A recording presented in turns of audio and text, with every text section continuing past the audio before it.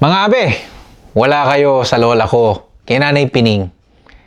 Welcome nga pala sa aking channel. Ako po ang inyong lingkod, Kuya JDL.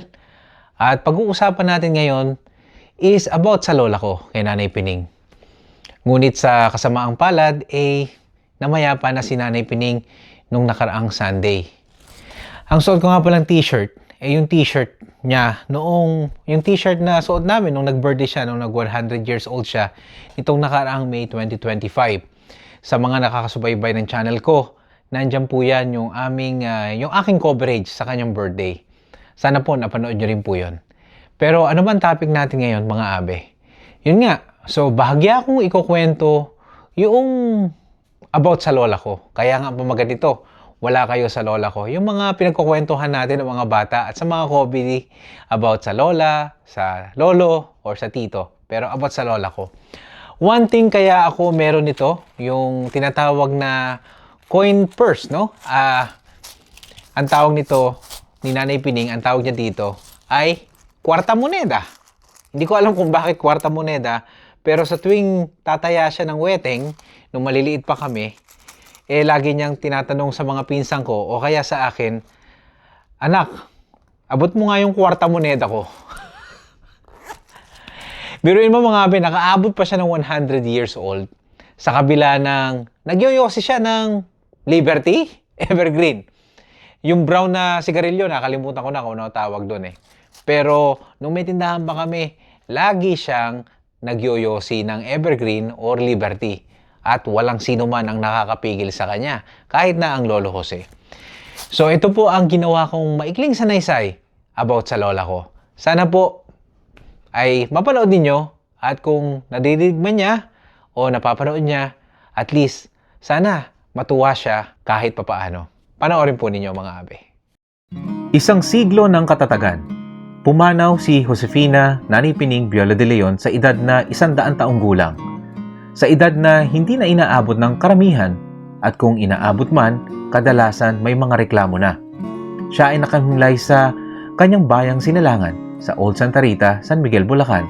Sa isang linggong banal ng mga Katoliko, Gaudete Sunday, napagpasyahan na rin niyang magpahinga.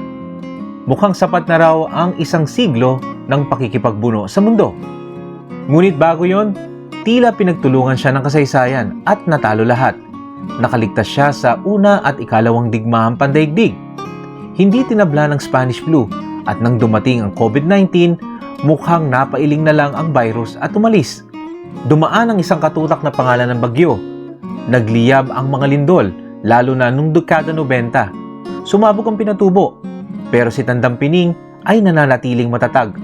Tila may personal na kasunduan sa kalikasan. Nasaksihan niya ang kasikatan ng kakaarawan niyang kapareho, si Nora Honor, na nauna nang nagpahinga. At naabutan niya ang iba't ibang presidente ng bansa. Merong tinalaga ng mga Amerikano, may nahalal, may nailuklok ng trahedya, at may iniluwal ng mga EDSA Revolution. Dumaan ang martial law, nagpapalit-palit ang mukha ng kapangyarihan. Pero may isang bagay na hindi kailangang nagbago. Tuloy pa rin ang buhay, tuloy pa rin ang weteng. Hindi siya napigil ng diktatura, demokrasya, o krisis pangkalusugan sa pagpili ng mga numero ng weteng at lodo. May mga bagay talagang lampas sa kapangyarihan ng Estado. Bihasa siya sa larong 41, at halos lahat kaming apo sa unang henerasyon ay naturuan niya. Kahit hindi namin hinihingi at kahit minsan ay may kasamang sermon, sa isang banda, ito ang kanyang ambag sa pambansang edukasyon. Sa kabila ng katatawanan ng buhay, mabigat din ang kanyang mga pinasan. Isa-isa niyang pinanood ang pagkawala ng kanyang mga kaibigan, mga magulang, at mga kapatid. Naging byuda siya sa kanyang asawang si Jose. At sa pinakamalupit na biro ng tadhana, inilibing niya ang 3 sa kanyang mga anak. Isang sakit na kahit gaano katibay ang loob, ay walang punchline. At gayunpaman, nananatili siyang nakatayo, nakaupo, nakahiga. Depende sa panahon.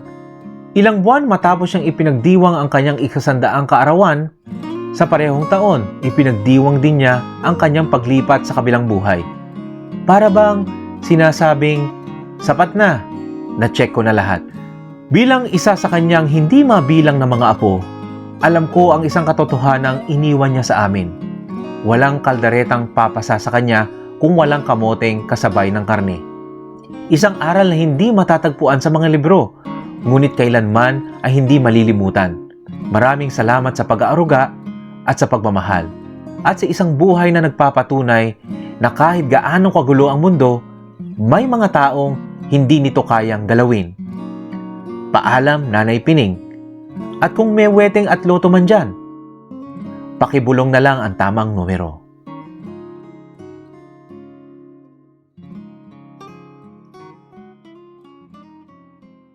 So mga abe, sana kung napapakinggan man niya o napanood man niya yung ginawa ko para sa kanya, sana nagustuhan niya.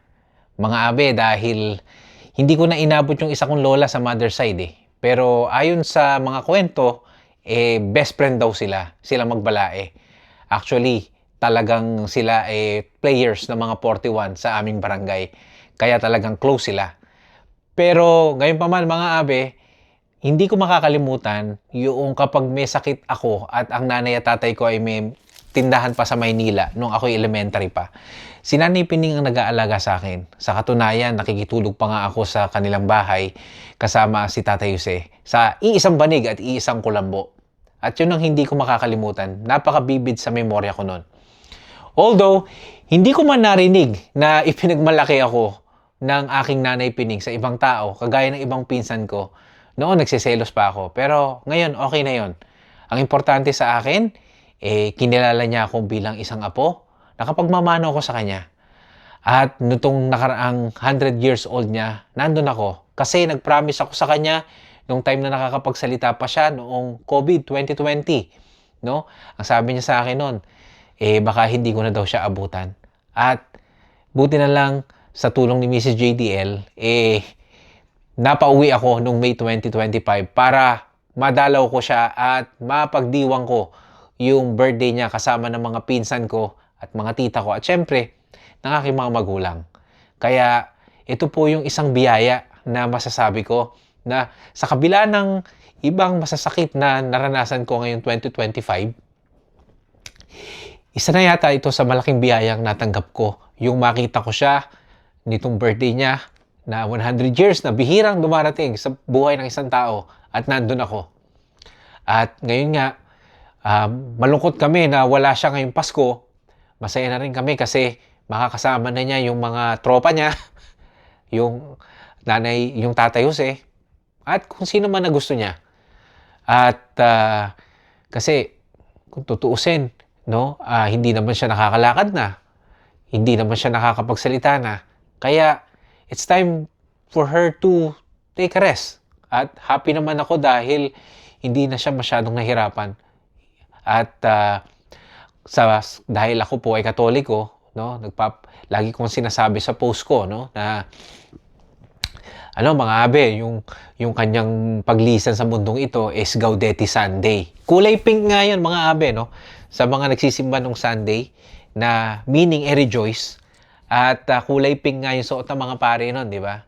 Kaya yun, maraming salamat sa biyaya, no, ng isang lola na sa maikling panahon pinaramdam nyo sa amin, no? At kaya po sa inyo pong lahat na may mga mahal sa buhay na nabubuhay pa, siguro mas importante na mas makasama nyo sila kung may pagkakataon na yung buhay pa sila, yung nakikita ka pa nila, yung naririnig ka pa nila, naaamoy ka pa nila o nahahawakan ka pa nila. So yun lang mga abe ang gusto kong share sa inyo. At medyo ayoko maging emotional. Kasi usually dapat good vibes lang. Pero minsan mahirap no. So yun lang gusto ko i-share mga abe. At sana po ay magkita-kita tayo sa susunod pang mga vlog. Okay mga abe? Maraming salamat po. Bye-bye.